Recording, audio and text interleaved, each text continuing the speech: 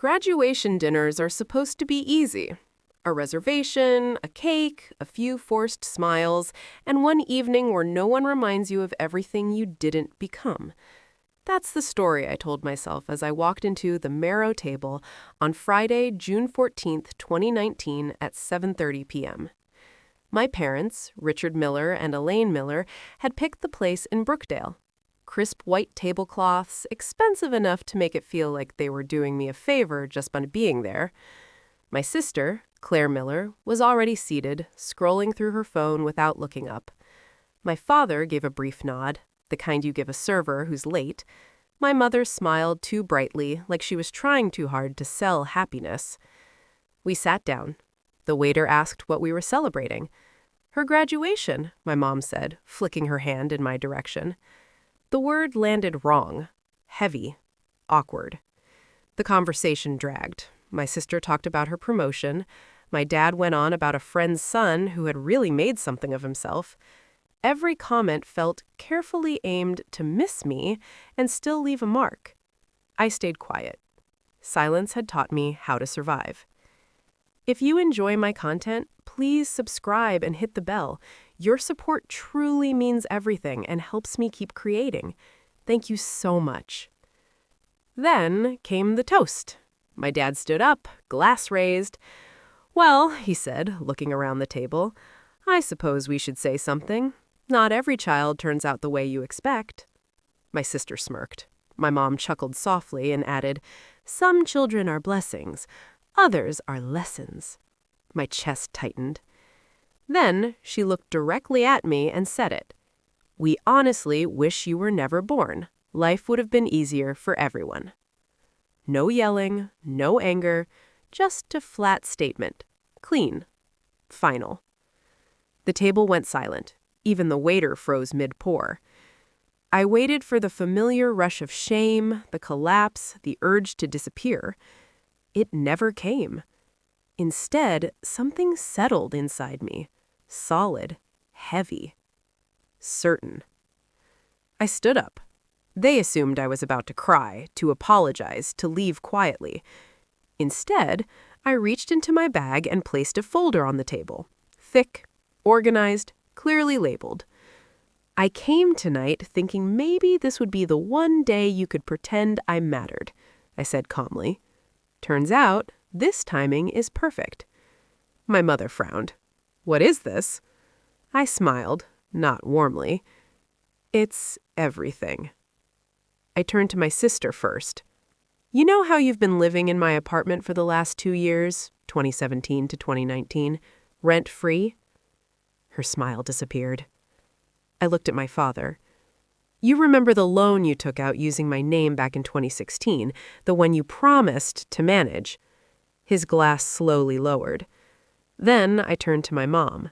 And you? You remember those papers you made me sign when I was 18 in 2014, the ones you said were insurance forms.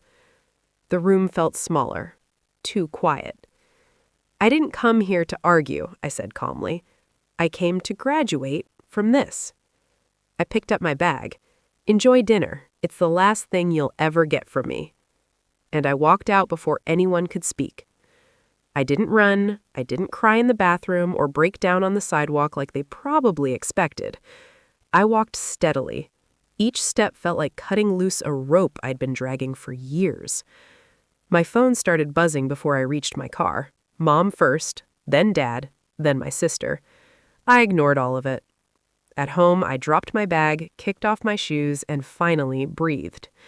My hands shook, not from fear, but from adrenaline. What I'd done wasn't reckless. It was long overdue. That folder wasn't a threat. It was proof.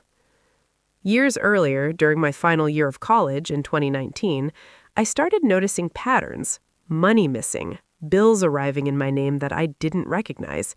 My apartment, legally mine, slowly turning into my sister's second home, then her only one. I slept on friends' couches and told myself it was temporary. Whenever I asked questions, I was called dramatic, ungrateful, difficult. So I stopped asking. I started watching. I pulled my credit report and found the loan with North Point Federal Bank, My dad had taken it out in my name without my consent, using paperwork my mom had tricked me into signing. At 18, I quietly spoke to a lawyer, Andrew Collins, then another, then a third. Every one of them confirmed the same thing. What they had done wasn't just wrong, it was illegal. The apartment was still legally mine. I'd never signed it over. I'd only let my sister stay because family helps family, or so I believed. The next morning, I woke up to 12 missed calls and a voicemail from my dad that finally dropped the act. "You think you're clever?" he snapped. "You embarrassed us. Come back and fix this." Fix this. I deleted the message. By noon, my lawyer had sent the notices. One to the bank, disputing the loan and reporting fraud. One to my sister, giving her 30 days to vacate the apartment. One to my parents, revoking any authority they had ever claimed over my finances. The reactions were immediate. That evening, my sister showed up at my door, mascara streaked, voice raised. "You can't do this to me. I have nowhere to go." I leaned against the doorframe and really looked at her. Not my little sister, not the favorite, just an adult who had benefited from my silence. "You did have somewhere to go," I said. "You chose comfort over fairness." She scoffed. "You're really tearing the family apart over money?" I laughed once, sharp and short. "You already destroyed it. I'm just walking out of what's left." She called me selfish, bitter, heartless. I closed the door. Over the next week, everything unraveled. The bank froze the loan pending investigation. My parents panicked. Suddenly, they wanted calm conversations. Suddenly, they couldn't remember how the papers were signed. Suddenly, it was all a misunderstanding.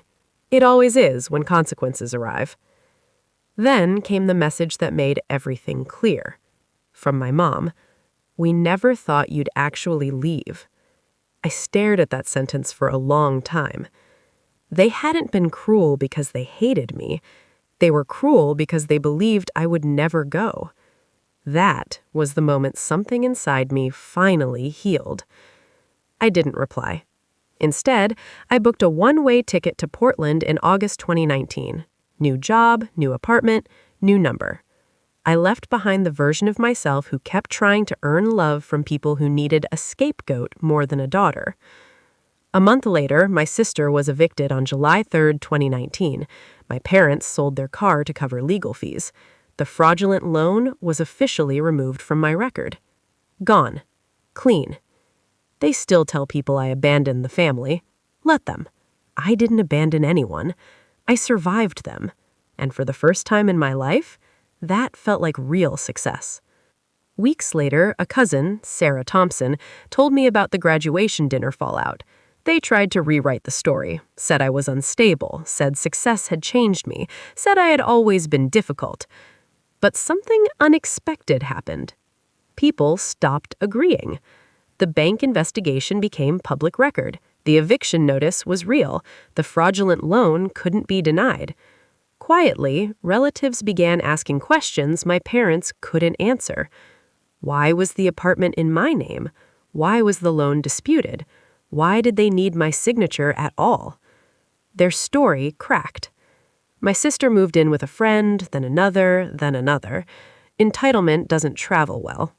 Months later, in December 2019, my parents sent one final message. Short, careful. "We hope someday you'll understand. We did our best." I read it once and archived it.